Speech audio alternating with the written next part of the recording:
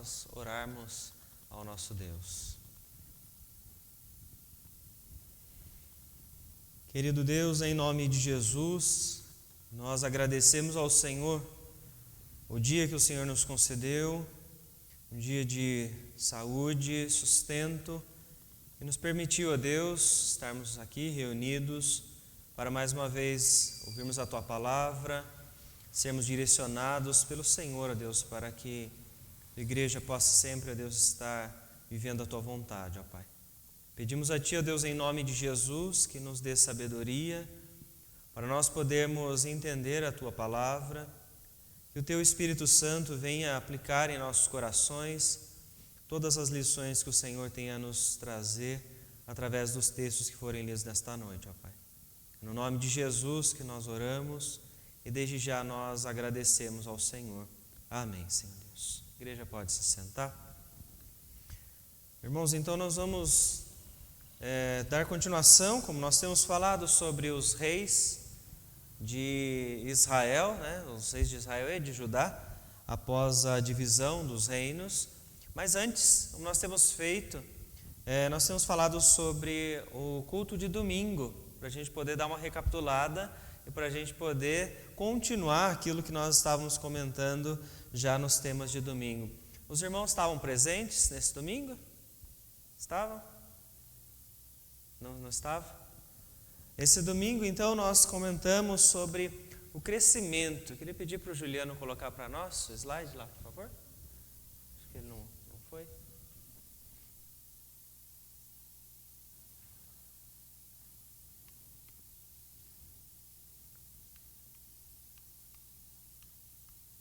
Só um pouquinho. Aqui. Isso. Nós falamos então sobre crescimento, Estamos falando sobre essa questão do próprio serviço na igreja, E o crescimento ele precisa ser saudável, e para isso, nós como igreja precisamos estar saudáveis espiritualmente. Colocamos 3 pontos que são necessários para que isso então aconteça. Falamos então da necessidade do sacrifício de Cristo para que a igreja possa existir e possa crescer, Precisamos ter fé primeiramente. A concessão de dons, o Senhor concedeu dons à sua igreja para nós podermos então servir a Ele, Ele como cabeça da igreja nos permite fazer parte de tudo isso e Ele concede dons para nós podermos realizar o seu trabalho. E também o crescimento acontece quando Deus desperta a sua igreja. Comentamos isso no domingo, porque tudo isso o Senhor faz através da sua palavra. Ele nos permite entender sobre o sacrifício, nos concede dons assim, portanto, pelo seu Espírito e também age despertando a igreja. No domingo, então, nós falamos com base no texto de Efésios, capítulo de número 4. Quando nós pensamos, então, na carta de Paulo aos Efésios, que nós já estudamos, você pode observar que a história nos conta que ela foi escrita entre o ano 60 e o ano 62. O período, então, no qual o apóstolo Paulo ele estava preso em Roma. Então, quando você observa essa data, esse período, essa carta que foi escrita, então, para esta igreja, você está olhando um pedaço da história. Você está olhando para o passado e você está observando o que aconteceu já, que nós temos, então, registrado. Quando nós olhamos para a história, nós vemos que grandes feitos o Senhor realizou através do seu povo e no seu povo. Não foi apenas um momento, como este que nós vemos na carta de Paulo aos Efésios, onde Deus agiu para despertar as pessoas na cidade de Éfeso, como tantos outros, maravilhas, milagres, o poder de Deus se revelou ao longo de toda a história. Então nós podemos observar que a história está acontecendo e a igreja teve momentos grandiosos onde Deus agiu através dela. Mas uma questão que nós vamos responder hoje é sobre isso. Existem erros na história da igreja? Quando nós pensamos naquilo que aconteceu com a igreja, com o povo do Senhor, será que nós conseguimos identificar, pontuar algum tipo de erro que aconteceu ao longo da história? Porque nós vamos então ver que existe uma repetição das histórias. tanto daquilo que é grandioso que Deus fez e continua e continuará fazendo, para a honra do seu próprio nome, a santidade da igreja. Mas será que erros também se repetiram? Será que erros se repetem? Eu quero convidar a igreja então a abrir a palavra do Senhor no texto de 1º livro dos Reis, capítulo 15, para nós fazermos a leitura do versículo 25 até o versículo de número 32.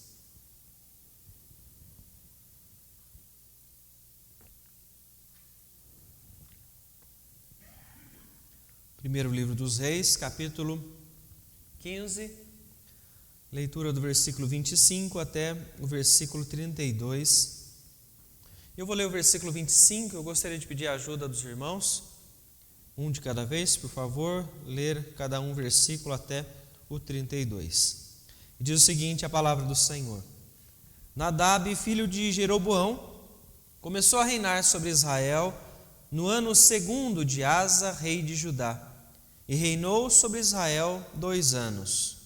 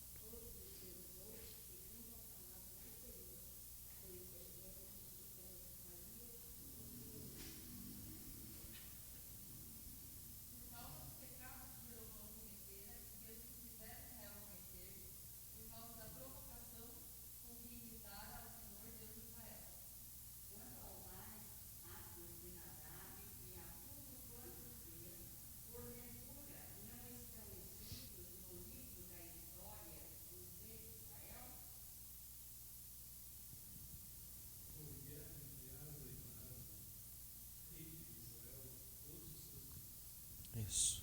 Vamos orar mais uma vez? Feche os seus olhos, por favor. Querido Deus, em nome de Jesus, perante a Tua palavra que foi lida neste momento, nós pedimos ao Senhor, ó Pai, que conduza este estudo, que o Senhor, ó Deus, esteja falando aos nossos corações, trazendo a transformação, ó Deus, em cada um de nós, pelo entendimento da verdade, para nós podermos sempre manter uma vida agradável diante do Senhor, ó Pai. É em nome de Jesus que nós oramos e agradecemos ao Senhor. Amém, Senhor Deus. Irmãos, então, para recordar apenas, eu tenho trazido aqui esta linha do tempo, para a gente poder observar então quais reis nós já estudamos e onde nós estamos no momento da história. Nós vimos então desde a divisão do reino, antes de Jeroboão e Roboão, nós tínhamos aqui Salomão, o filho de Salomão, então assume o reino do sul, seu filho Abias, e Asa, filho de Abias, acaba então seguindo. Nós já estudamos esses 3 reis aqui que assumiram a Jerusalém, no reinado do sul. Quando nós observamos então ao norte, eu tinha colocado aqui Jeroboão já com um espaço um pouco maior, porque o tamanho, a duração do reinado de Jeroboão, ele era então paralelo a esses 3 reinados. Agora nós vamos ter então reinados no norte, paralelos ao reinado de Asa, que continua então a sua história. Hoje vamos falar então sobre Nadab, que está pequeno ali, porque são apenas poucos textos, pouca informação e pouco tempo de reinado, e então nós vamos dar ênfase aí no reinado de Baasa. Eu quero mostrar aos irmãos então nesta história de Baasa que há uma repetição das histórias. Uma repetição das histórias que nós vamos ver em um momento de conspiração.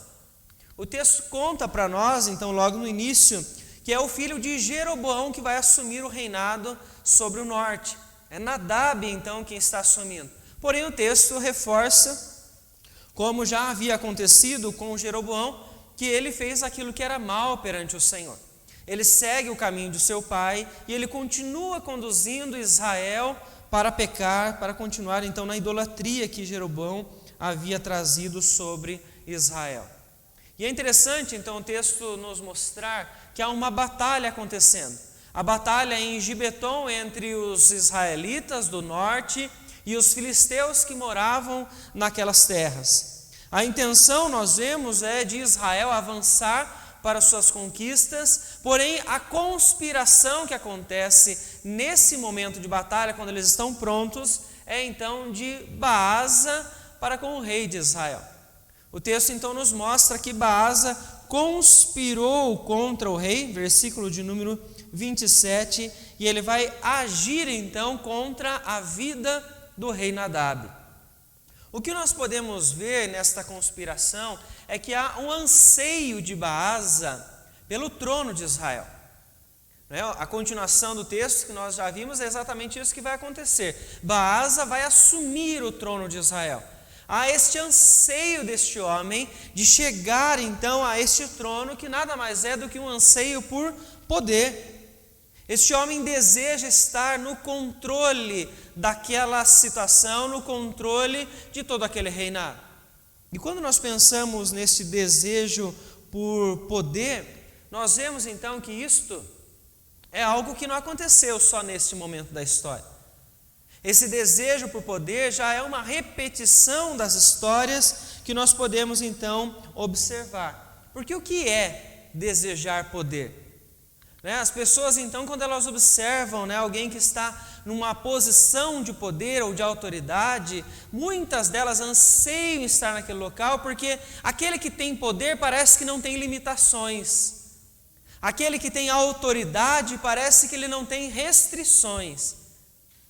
E o anseio pelo poder para muitas pessoas é exatamente a possibilidade de poder retirar as limitações ou as restrições que essa pessoa então ela está vivendo por não estar neste comando.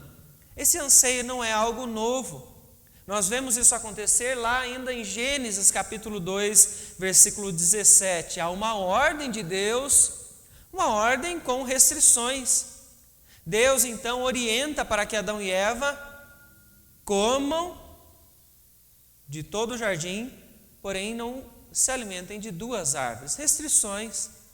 Direcionamento de Deus de uma forma muito clara. Porém, você observa a narrativa no capítulo de número 3, você vê então a fala da serpente, ao mostrar para Eva naquele instante o quanto de poder que ela poderia ter se ela comesse daquela árvore. O quanto de liberdade, o quanto de restrição que seria tirado dela se ela avançasse um pouco mais à frente daquela ordem que Deus havia deixado. E o texto, então, no versículo 6, mostra para nós a própria reação de Eva. Olha como vai ser bom para mim e para o meu marido se nós comermos desta árvore. O anseio dela por poder, por retirar esta restrição, apareceu imediatamente no coração de Eva, e aí nós sabemos como a história ela continua. A questão, então, que nós vemos Eva desejar, como nós estamos observando também que Baasa deseja, é quanto custa isso? Quanto custa você chegar a este poder? O que então você vai precisar fazer para tirar toda essa restrição, ou retirar então todo este limite que foi imposto sobre o seu serviço, sobre a sua vida?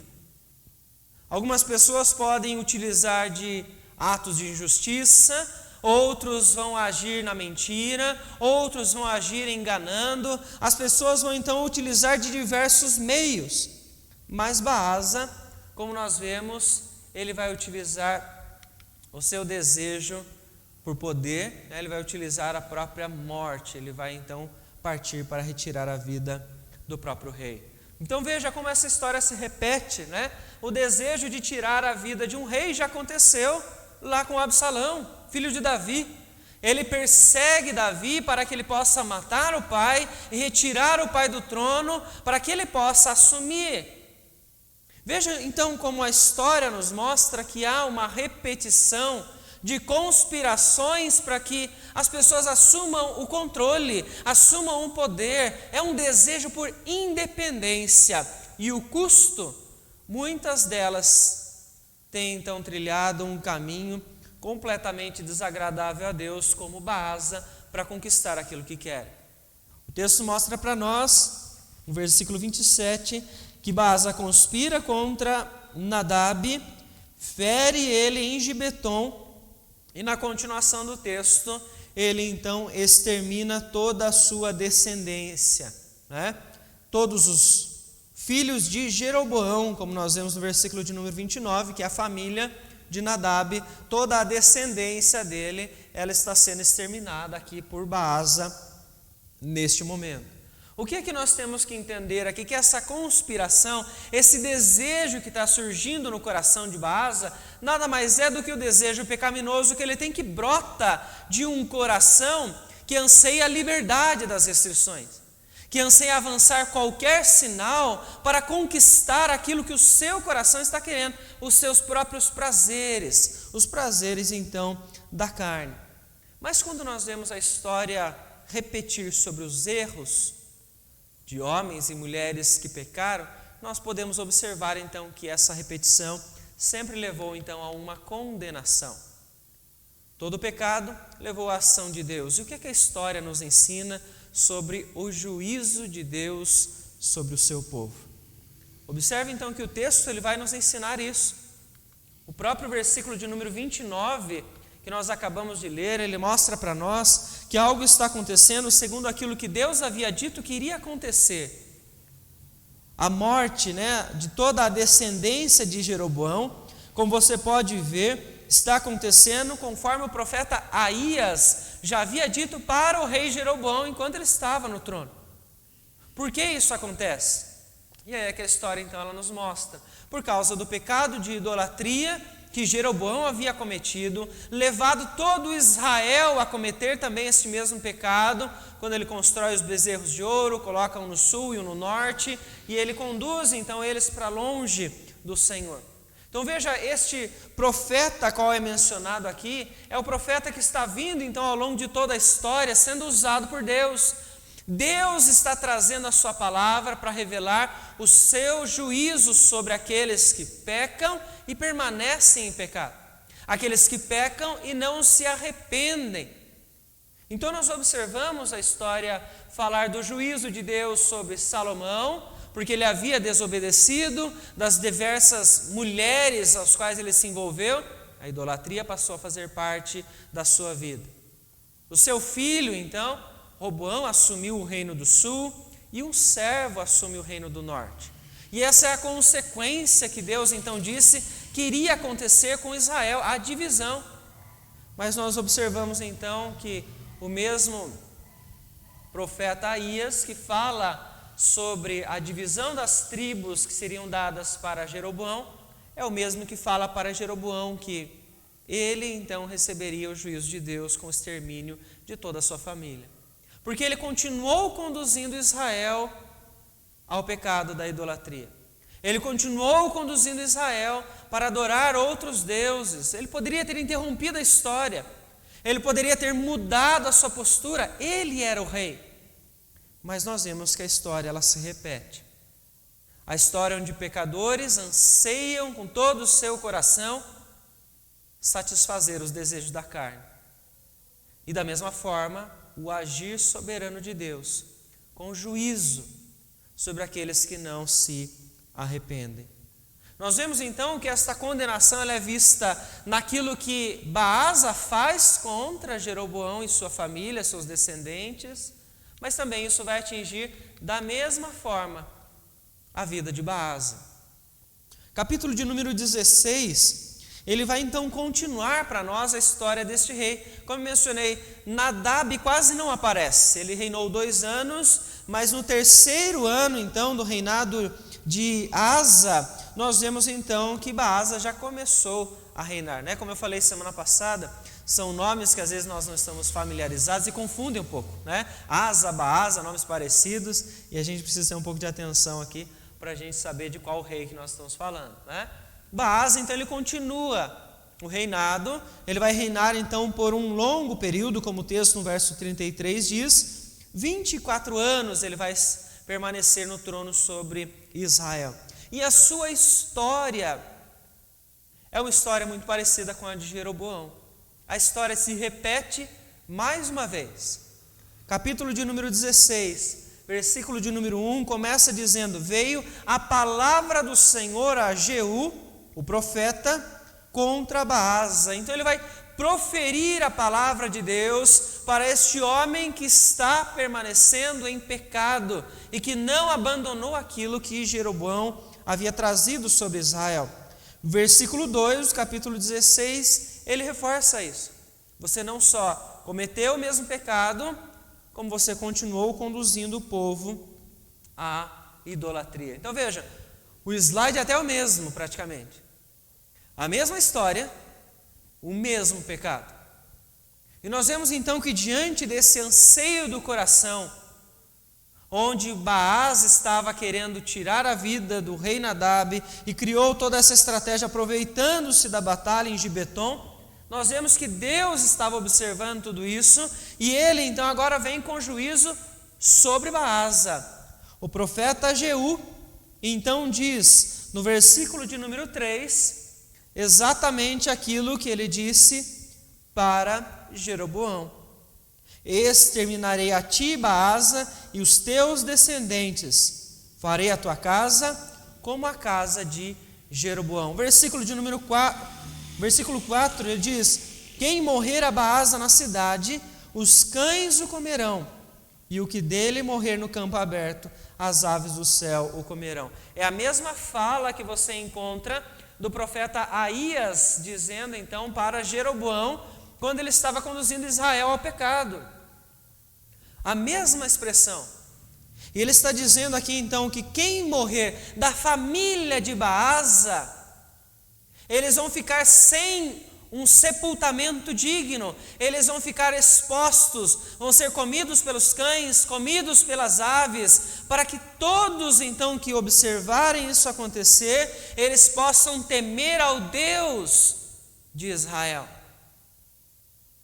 Quando você observa a história do Senhor e do seu povo, onde há condenação, onde há o juízo de Deus, onde há o extermínio, de toda uma descendência, isso gera temor no coração daqueles que creem. Porque quando nós observamos, nós vemos que a história ela se repete, porque são homens e mulheres pecadores que estão servindo ao Senhor. E que se não observarem a história, podem tropeçar nos mesmos erros que os antepassados já tropeçaram. E talvez sofrer o mesmo juízo de Deus, o pesar da mão de Deus, que nós temos a palavra para nos alertar e nos lembrar então que nós podemos evitar todo este juízo do Senhor sobre nossas vidas por causa dos desejos dos nossos corações. Então veja, a história começa a nos mostrar aquilo que vai acontecer com frequência no Reino do Norte. Eu já havia mencionado nos primeiros dias que estudamos a história de Israel na divisão, que o Reino do Norte ele não vai se afastar da idolatria. Então, em diversos momentos e de formas diferentes, os reis vão lutar para que o pecado permaneça. Então, em todos os momentos que os irmãos estiverem aqui presentes, nós olharmos algum rei de Israel, vai ser reforçado para nós sobre o juízo de Deus sobre aqueles que pecam e não se arrependem, não abandonam o pecado. Diferente do que aconteceu no sul. Se os irmãos se lembram, na semana passada estudamos sobre o rei Asa. E o rei Asa ele estava alterando, restaurando todo o sistema de culto que o seu pai havia deixado, então, diferente daquilo que Deus se agrada. O reino do sul, nós vamos ter oscilações, reis que pecam, que erram, que sofrem as consequências, mas ainda teremos reis que permanecerão fiéis. Isso tem um motivo, porque o reino do sul não terão reis que não sejam descendentes de Davi. E essa fidelidade dos reis do sul nos farão chegar então à descendência deles até Cristo Jesus, como a promessa que Deus havia feito a Davi. Então, quando nós olhamos o reino do norte, você vai ver juízo de Deus, você vai ver pecado, porque eles não são descendentes de Davi. Jeroboão era um servo, e essa troca dos reis vai acontecer entre servos e outros que estão junto no reinado. Mas quando eu falo então de repetição de histórias, eu trago um pouco mais próximo de nós, o que tem acontecido, é que nós temos que então olhar o que nós vivemos, né? Será que existem erros na história da igreja? Quais erros você consegue se lembrar, identificar, de pontuar e dizer, a igreja errou nisto? Você consegue pensar e levantar alguma questão?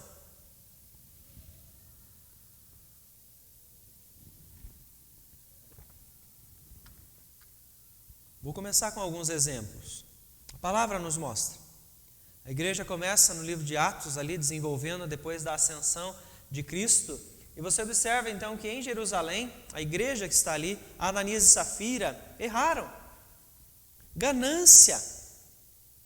Né? Você observa a igreja de Corinto, o quanto a igreja de Corinto era cheia de dificuldades, de problemas, quantos erros. Você observa o erro gravíssimo de impureza que existia dentro da igreja de Corinto, porque eles aceitaram que um homem tivesse relações com a mulher do seu pai. A igreja sabia, eram orgulhosos até por causa disso. Impureza, erros dentro da igreja de Corinto. Divisões, contendas, ciúmes.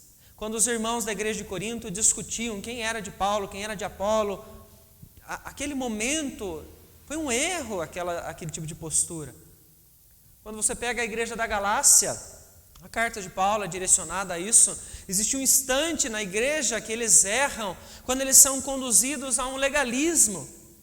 Porque Pedro, então, ele insiste para que os gentios da igreja, eles permaneçam debaixo da lei, enquanto o próprio Pedro já não estava mais vivendo por causa da nova aliança. Diversos erros, apenas alguns que nós podemos levantar aqui neste momento. Mas e quando nós continuamos a história? Falamos aqui de momentos há muito tempo atrás.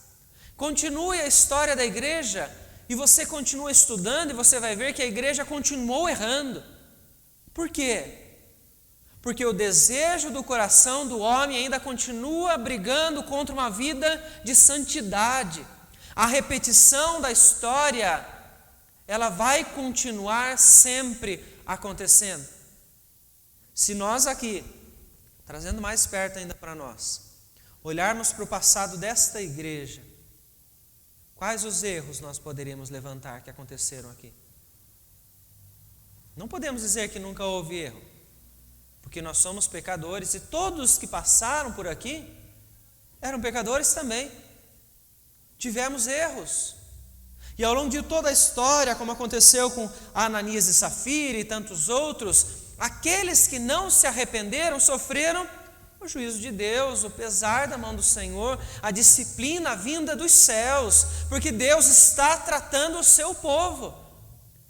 Deus está disciplinando, Deus está purificando a sua igreja, para que a sua igreja possa se encontrar conforme a imagem do Filho, como diz Paulo aos Romanos, a imagem de Cristo, uma igreja sem mácula, santa, como diz Pedro na sua carta, para que no momento em que o Senhor voltar, essa possa ser a igreja que Ele vem encontrar.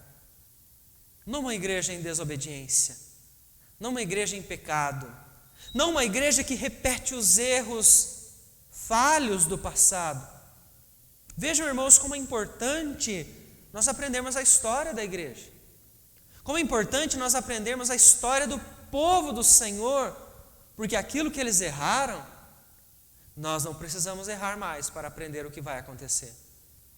E nós aproveitamos aquilo que aconteceu com Baasa, para nós então pensarmos sobre os nossos anseios. O anseio do meu e do seu coração. Todos somos pecadores. O que nos atrapalha de continuar servindo ao Senhor em santidade e pureza. O que é que nós, quando olhamos para a história, precisamos entender? Eu já vi isso acontecer e eu não quero trazer para a minha vida, não quero trazer para a minha família isso. Que nós precisamos então retirar. Quando nós pensamos então de hoje para frente, quais as lições que a igreja ainda precisa aprender com a sua história?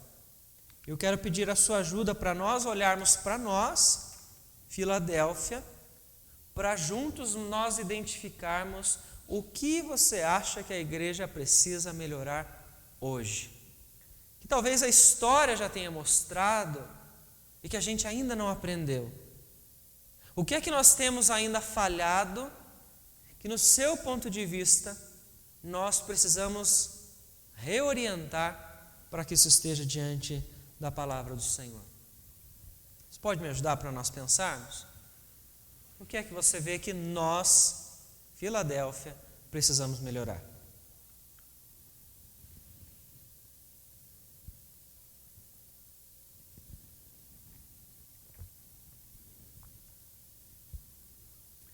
Quem me ajuda? Quem começa me ajudando?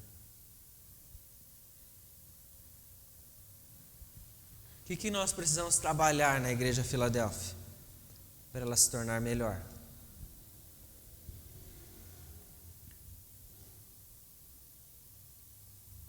Alguma coisa? Nada, tá tudo certo, tá tudo ok. Alguém me ajuda?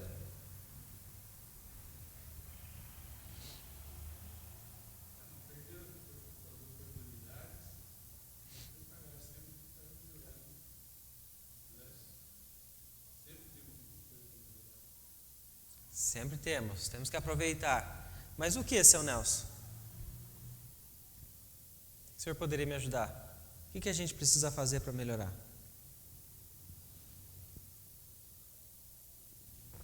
Tem alguma coisa que vocês possam ajudar?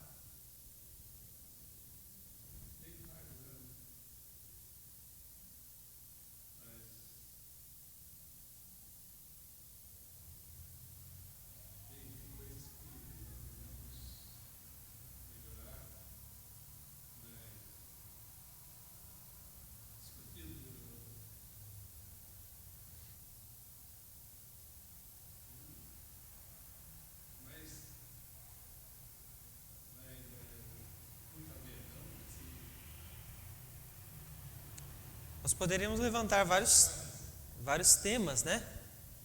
Poderíamos pensar aqui comunhão, serviço, liderança, pastoreio, várias coisas, né?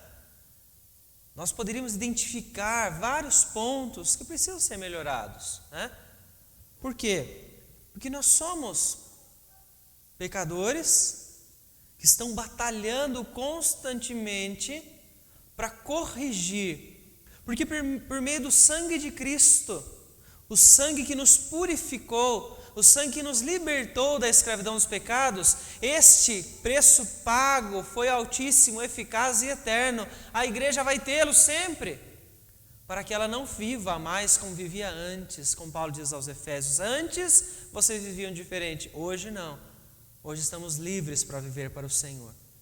Então aquilo que nós identificamos dentro da igreja inteira, né, em tudo aquilo que nós fazemos, nós todos precisamos examinar o que cabe aos nossos corações para nós então podermos mudar, orar, para nós podermos tomar atitudes e fazer aquilo que é agradável ao Senhor. A história nos ensina, a nossa história nos ensina. Nós temos crescido cada dia mais na nossa espiritualidade, porque nós erramos no passado e hoje nós lutamos para não fazer mais aquilo que já fizemos. A história vai se repetir, nós temos que brigar para que a repetição dos erros seja cada vez menor. Irmãos, nós então podemos dizer, né, que a luta contra o pecado ela está presente em todas as gerações, né? O anseio por independência, o anseio por ganância, por poder, isso está latente no coração do ser humano. E nós sempre vamos nos deparar com esses temas, que não brotam só dos outros, brotam de nós. Mas nós precisamos lembrar então que a história, ela vai nos revelar sempre o juízo e o amor de Deus. A palavra está aqui para mostrar para nós essa história daquilo que Deus está fazendo através deste povo e neste povo. E quando eu leio uma história como a história de Baasa, com o pesar da mão de Deus, história de Jeroboão, isso não gera outra coisa no meu coração senão temor. E quando eu penso em todas as lutas, em todo o crescimento, para nós vivermos de forma saudável e ver o reino expandindo, a igreja desenvolvendo, eu me lembro, e os irmãos precisam se lembrar, que a luta contra o pecado ela é constante e nós não podemos baixar a guarda em momento algum. Porque em Cristo Jesus nós somos libertos para uma nova vida. Precisamos sempre analisar todos os dias o que estamos fazendo para que o nosso Senhor possa ser honrado em todos os instantes. Carta de Pedro, ele nos diz então que nós servimos a um Deus que é santo, mas que é santo, santo, santo. A repetição é para trazer a ênfase na santidade e na perfeição do nosso Senhor. Que Deus nos abençoe para que nós todos tenhamos a consciência do que temos feito, de quem nós somos diante de Deus e daquilo que Ele fez na cruz através de Cristo Jesus. Para nós podermos todos os dias lembrar da graça, lembrar do poder transformador do Senhor nas nossas vidas para podermos continuar honrando o nome dEle. Amém, irmãos? Quero convidar a igreja a se colocar em pé. Então, para nós encerrarmos o estudo desta noite,